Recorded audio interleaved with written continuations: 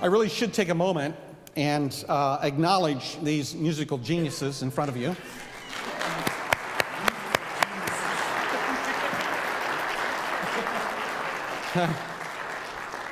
I mean that. I use musical genius because I was talking to Tim before the last service, and he told me that he had forgotten to transpose music for this service, and he was out in the lobby transposing the music, and he said, like a musical genius. I said, oh, you're a musical genius.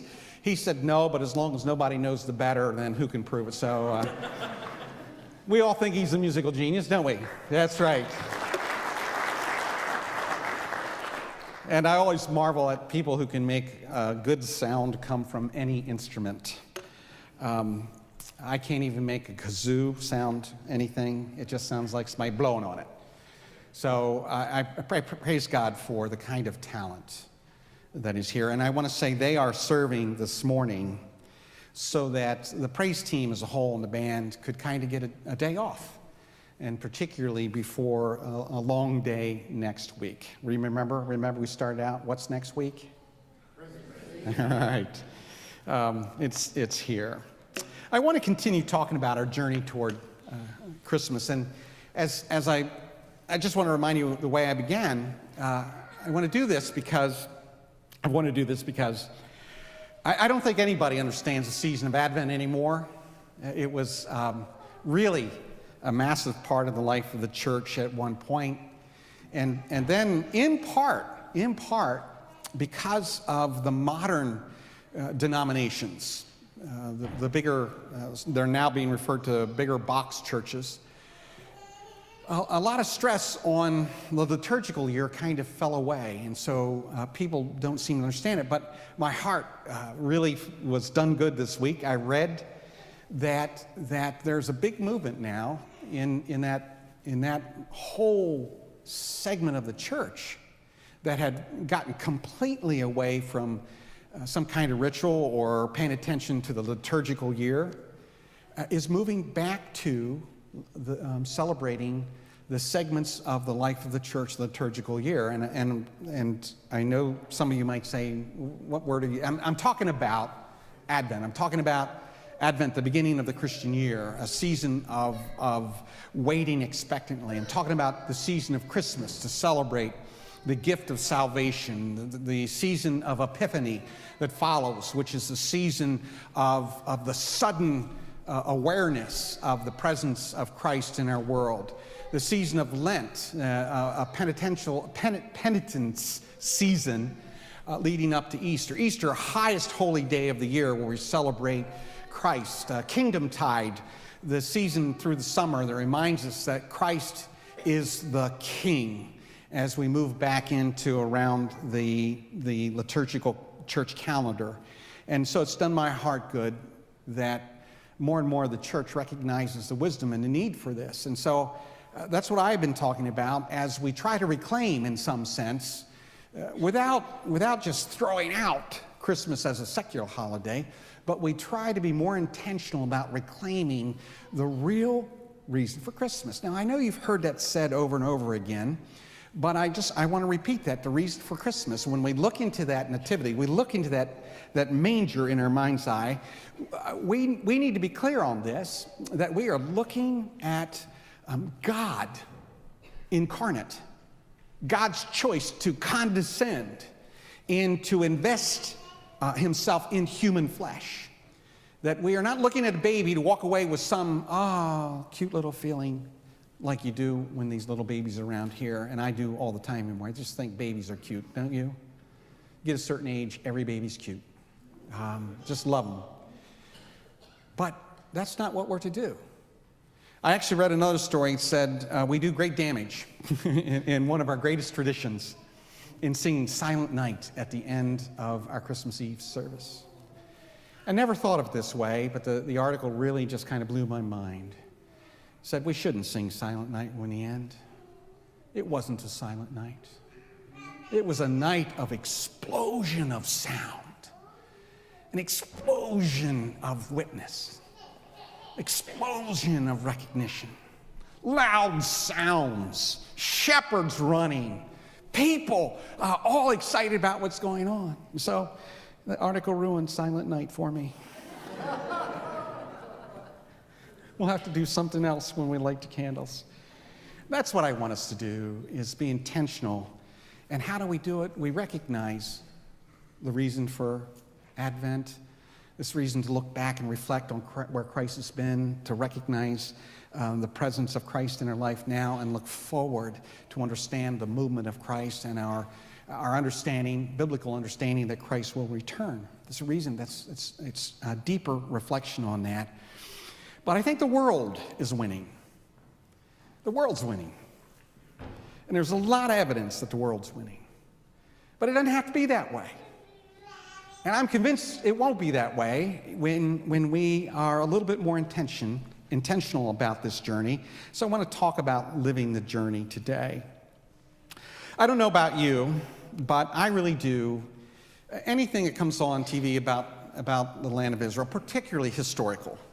I want to be very clear on that, particularly anything that talks about the history of this little slice of land right here.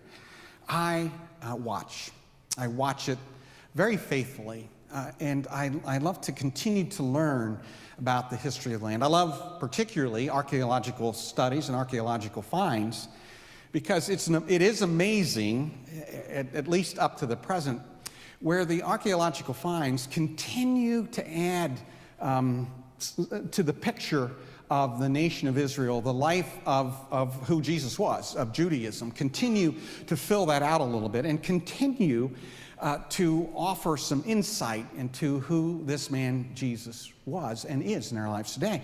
And for me, it's very, very important, because we need to remember Christianity issues from Judaism. It's part of our faith heritage, of which we should be very proud of. And so those kinds of finds and those kinds of historical documentaries really do impinge upon who we are and our understanding of the movement of the divine God, even in the day in which we live. And so I really do watch them closely. But I've said all of that to get to this point. There is a difference that I don't know if I have the proper language to speak to. There is a difference between talking about or watching, if you will, pictures. See this picture here? Looking at that picture and knowing that that's the Via Dolorosa, the way of the cross, and actually walking the way of the cross. There is no way, no comparison whatsoever. I know all of us at one point or another have, usually it's been trapped, go maybe visit family and they've been on some wonderful trip and you end up watching an hour and a half of pictures. And they're excited and marvelous because it's bringing up the experience they had, and we're bored stiff because we weren't there. You know the truth of it, right? I'm sorry, some of you just saw some of those pictures and your family's with you and you can't be honest, but we've all been there. I tell you what, Karen and I had the opportunity, it's been a lot of years ago now, to walk the Via Dolorosa. And this picture is nothing to touching the wall. Or to know that this Via Dolorosa, the way of the cross, is probably about 6 to 8 feet above the actual Via Dolorosa. And that when we were there, we were led right out of the gate, which was the gate at the corner of the temple wall, right at the back corner of the temple wall, where the Antonia was. The Antonia was a fort where the Romans stationed guards to keep people in line down there and in the temple complex. And we were led through there into a house and down some stairs about 6, 8 feet below the street level to where we stood on Cobble Street. It was actually the Roman, or it was first century era cobblestone. That our guide, who took us to a lot of places and said the historicity for this is in question, there's not good historicity for that. But when we were down there, down on our hands and knees, filling these cobblestones, he said the historicity is really good, that this is outside the gate of the Antonia, that when they crucified Jesus, he walked right here. I don't know about you. I'm very tactile. And to touch that I cannot. I don't have the words to describe how important that was or the meaning of it. Difference between looking at something and touching it. Or, and this is not quite what the stables look like, or the gate to the stables of Solomon's horse stable, but we also went there, and the gates are still there of Solomon's stable, 10,000 years. And it's not like in the United States where something of that age would have been, you wouldn't get 20 feet from it. You can go right up to it, and you can touch it. You can run your hands over the stone that has stood there for 10,000 years that Solomon had built. Or the amazing thing is to go over where the troughs that fed the horses, big hunks of stone that are rounded out like that, where they poured the feed in so the horses could eat. To be able to touch that picture there, that's kind of it's kind of like dirt. It means very little in comparison to actually being there, to actually touching that. And the only reason I am even bringing this up is that the same, absolute same, is true in our faith life. There is an unspeakable difference between kind of just looking at the faith and actually touching it, actually being involved in it, and actually being lost in it. And I think one of the problems the Church of Jesus Christ is facing in our contemporary period is that we have a growing number of watchers. People who maybe look at the faith and look at it and maybe think it's okay, but never get closer than just watching. It's one of the things that many people use to explain the emergence of quote-unquote mega churches, where you can be absolutely anonymous for 20 years in attending. Nobody actually knows you other than a small group of people. And you never actually, beyond coming for a church that can put on a really marvelous show. I can't imagine a better musical instrumentation than was played for us, but who can put on incredible shows that you never have to get involved in. You always just watch. And then we wonder why there seems to be a kind of a loss, if you will, of the impact or the presence or the strength of the church in our present day. It has something to do with the difference between looking at pictures like this and running your hands down the gatepost of the stable of Solomon. And I want us to consider that as we move toward Christmas. There's a difference between watching other people take the journey and living the journey yourself. Let's take a look at the scripture. After Jesus was born in Bethlehem of Judea, during the time of King Herod, Magi from the east came to Jerusalem and asked, "Where is the one to be born King of the Jews? We saw his star when it rose and have come to worship him." When King Herod heard this, he was disturbed, and all of Jerusalem with him. When he had called together all the people's chief priests and teachers of the law, he asked them where the Messiah was to be born. "In Bethlehem in Judah," they replied, "for this is what the prophet has written. But you, Bethlehem, in the land of Judah, are by no means least among the rulers of Judah, for out of you will come a ruler who will shepherd my people, Israel."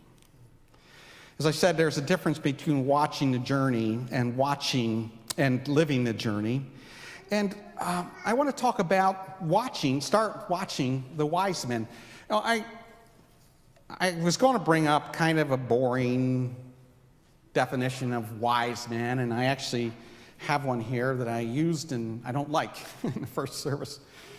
But after the second service, we were sharing that, and a person said to me, "I'll give you a definition of not of a wise man, but of a person who's not that wise, and you can use that." And I thought, all right, I'll take that. And he said, "You know what?" He said, "I know how much you like winter." How many of you know I don't really like winter? Is that all of you? Is there any here who still think I like winter? Okay, I'm glad to get that out of the way. I've come to the point where I don't like winter so much, and I imagine myself, I don't know if I'll ever do it, but I imagine myself being a so-called snowbird. You don't hear that term used so much anymore, but people who have gotten to the point they don't like winter, and generally right after Christmas, generally it is right after Christmas, there is an exodus from the north into the south, down about halfway down Florida, where it's going to be warm the rest of the winter.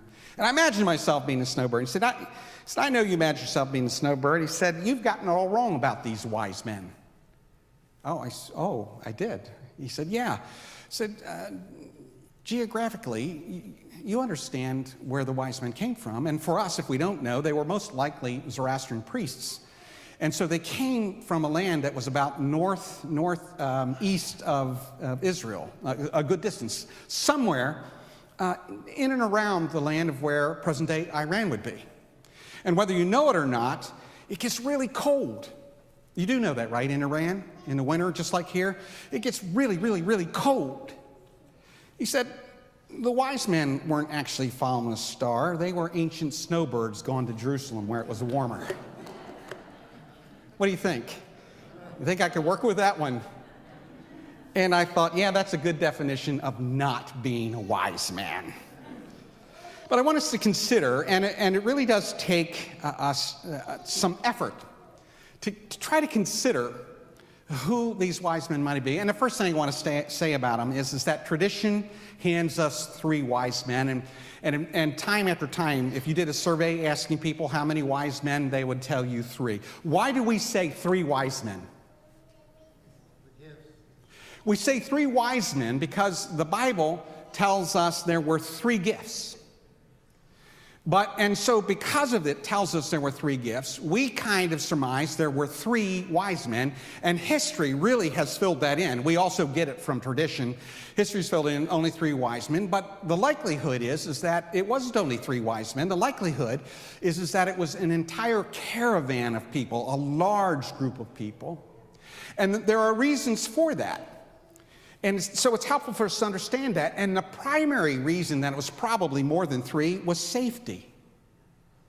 We don't know that about travel in the day in which we live in because we have this is a marvelous country. We have wonderful law, all kinds of things we have in this country. And we tend to take a 21st century understanding and let it bleed back over the past. But in the first century, it was a terribly dangerous thing to travel. The roads between Israel and where Iran is, the roads would have been fraught with thieves all over the place. And the only way that you could travel with any kind of safety was to travel with a fairly large group of people so that you always had enough people with you that could fend off any kind of attack. Because the likelihood is you would lose any wealth you had with you, and very likely you would lose your life as well. So I want you to know that this group of people was probably a really large group of people that traveled down to Jerusalem from the area of Iran. And the reason I want us to kind of conceptualize that is this. If that is true, then a lot of people back there in what was the leftover of the Assyrian Empire, there would have been a lot of people who saw what was going on. We had a lot of people who saw this group of people kind of getting supplies together. The scuttlebutt around would have been these people are traveling, they're going on this long travel, Zoroastrian priests, and they saw something in the sky, and they're going to go chase whatever that was in the sky. Now, tradition hands us that this is a star that clearly shone in the sky, but when we look at even the biblical text itself, it appears, if it's a star in the sky, that only a small group of people could see it. There's no evidence that anyone in Bethlehem saw it at all. There's certainly no evidence in Jerusalem that anyone saw it at all.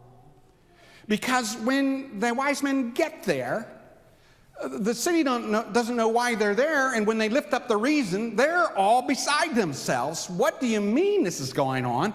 But when we recognize that the Zoroastrian priest who studied the stars saw some kind of convergence or some kind of celestial activity, that in the section of the sky, by the way, that is accredited to the house of David.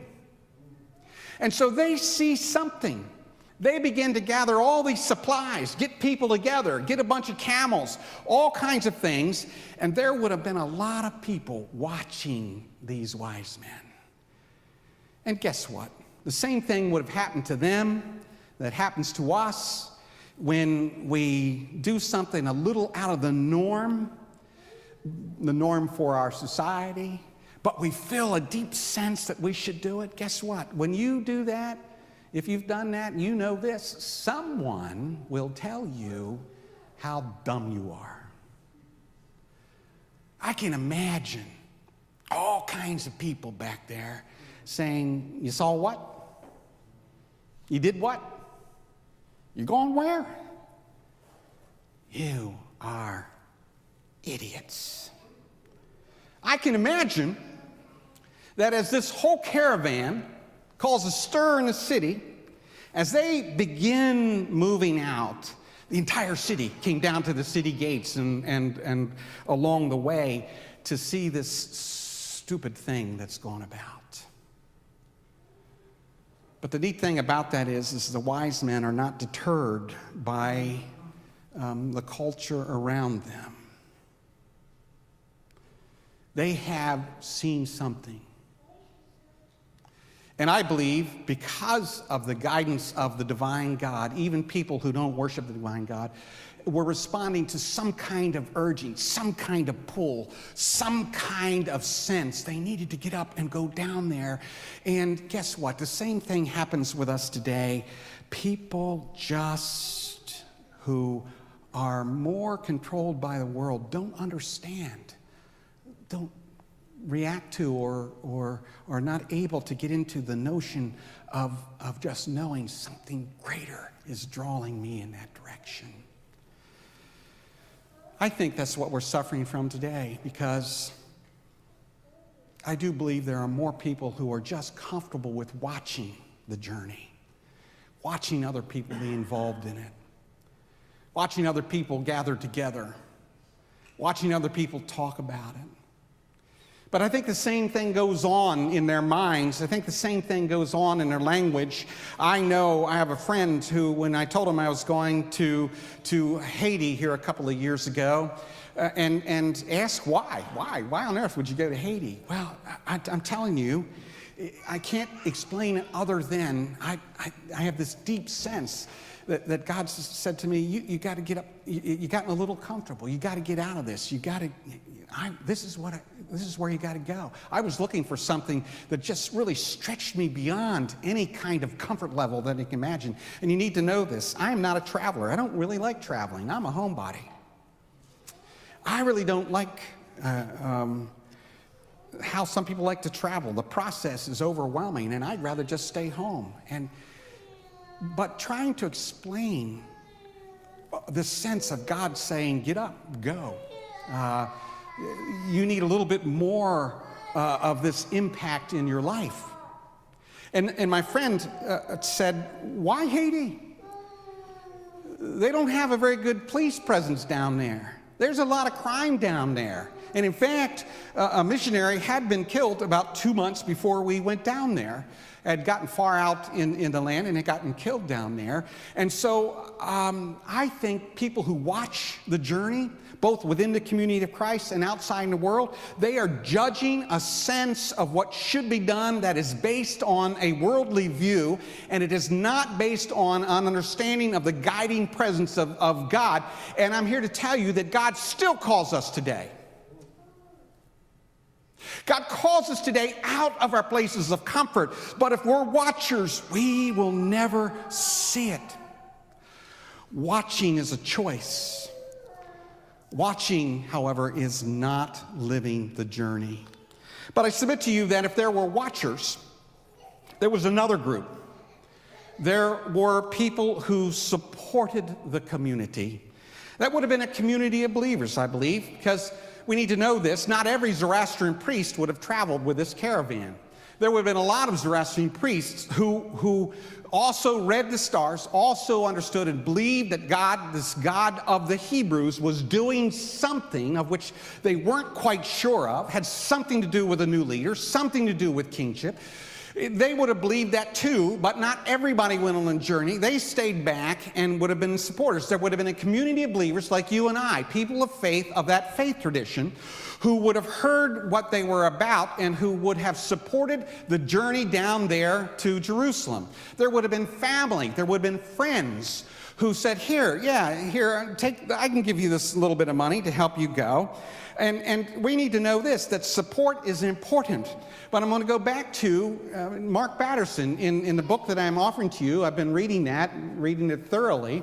Mark Batterson says we need to be conscious of this and we need to be aware of this. For many people, support is a way of not actually living. That if we're not careful, our tendency to just support, I want to say again, support's very, very important. But if we always find ourselves in a supporting role, rather than to be in that role out there in the front, on the front lines, then the likelihood is that we are using support, a willingness to throw a little bit of money at something, as a guard against actually living it out. As a guard of actually doing it. As a guard against stepping out in the unknown, because I am convinced of this, that if God is really the one calling the shot, not we in some way projecting on God, if God is the one calling the shots, where God calls us to will always be uncomfortable, will always be a little frightening, because God calls us to something bigger than we are. God calls us to be involved in that which we cannot accomplish outside of the presence of the divine God in our lives, but God calls us to step into that role so that we might experience that. Because I think God calls us to living the journey, not watching and not just supporting, but actually living the journey. Again, after they had heard the king, they went on their way, and a star that they had seen when it rose went ahead of them until it stopped over the place where the child was. When they saw the star, they were overjoyed. On coming to the house, they saw the child with his mother Mary, and they bowed down and worshiped him. These are Zoroastrian priests who worship something else, but they bowed down and worshiped him. Then they opened their treasures and presented him with gifts of gold, frankincense, and myrrh. Here is a truth that we probably all know, but maybe haven't thought through very clearly. I'm going to start with the watchers. There was no impact on them whatsoever in this journey. The only thing they are left with is the notion that this group of people traveling down there to Jerusalem are a group of idiots who are answering some kind of call they can't articulate very well to some kind of activity in the heavens that it appears no one else on earth can see. And so I'm willing to bet, even when this caravan returns to Assyria, and they talk about what went on down there, the watchers are not impacted in any wise because there is absolutely no investment whatsoever. And I think that explains why many Christians fall away from the church after years. It's because they've been watchers. And even though massive things happen right within the faith community that they could be a part of, that when you just watch, there's no investment. And so even the kind of excitement that just boils over on people that have been impacted by the journey, when that boils over, it doesn't touch the watcher. No investment, no way to experience the impact of God's almighty hand in the ministry that goes on. Secondly, for those who are in a supporting role, we know this, many of us support ministry. There is a sense of some investment, some satisfaction when the support that we provide for a mission or a ministry, and people come back and talk about it. But there is that's kind of like the difference between the picture and actually touching the wall. That's the difference.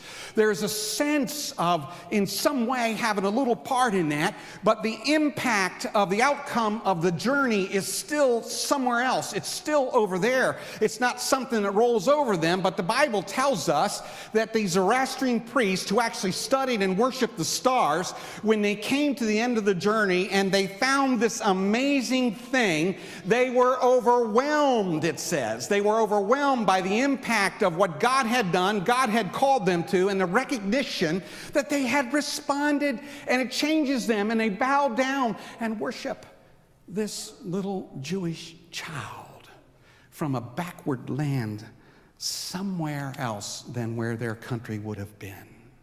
Only the wise men, only that caravan, only that group of people received the full impact of the journey. And I think only a few people, only a few Christians, only a few people who are a part of the Church of Jesus Christ really are overwhelmed by a sense of the divine anymore, because fewer and fewer people understand discipleship. Discipleship, which is sacrificial service. Discipleship, which means I do deny myself of that next experience out there, or that next pay rate, or that next whatever, so that I can actually place God very first in my life, not some idol. Discipleship, which recognizes in our spectator sport world, which recognizes that the Christian life is not a spectator sport. We understand that, right? It's not a spectator thing. It's not we sit back and watch someone else. Answering the call fully to Almighty God is answering with our entire being. And I really think that one of the reasons that there is a sense of a loss of excitement or expectation or joy in the Church of Jesus Christ is because the journey is actually passing them by. We're watching the journey of other people too often, watching other people who have gone.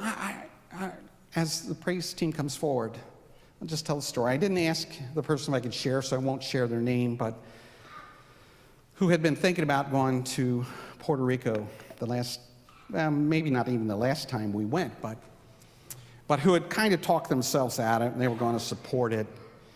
And it took me quite a while to convince this person, no, I don't think God's calling you to support or watch. I think God's calling you. I think you got to go. That what you're expressing to me sounds to me like God's calling you. You got to go. And he finally relented, and he went. And this is what I'm trying to talk about. He came back a changed person because he got the full impact of actually listening to God and responding and going, instead of just talking about or hearing about or throwing a few dollars toward. He went, and he's still different to this day, many, many, many years ago. And here's the crux of it all, I think. Living this journey is a choice. It's an intentional choice. Life really isn't simply a series of happenstances, except for those who are not reflective of all and just stand back and watch everything go by. But very particularly, Christianity, the life of Christ, living out Christ, is not a happenstance. It is a choice. Our energy is low. We can go through this entire season, experience again the birth of Christ in a ho-hum manner, and not be moved like these wise men who fell on their faces in worship. It's not because God isn't part of this thing. It's because we are choosing to watch this journey from the sideline, or maybe just support it a little bit. But Christ calls us to live it.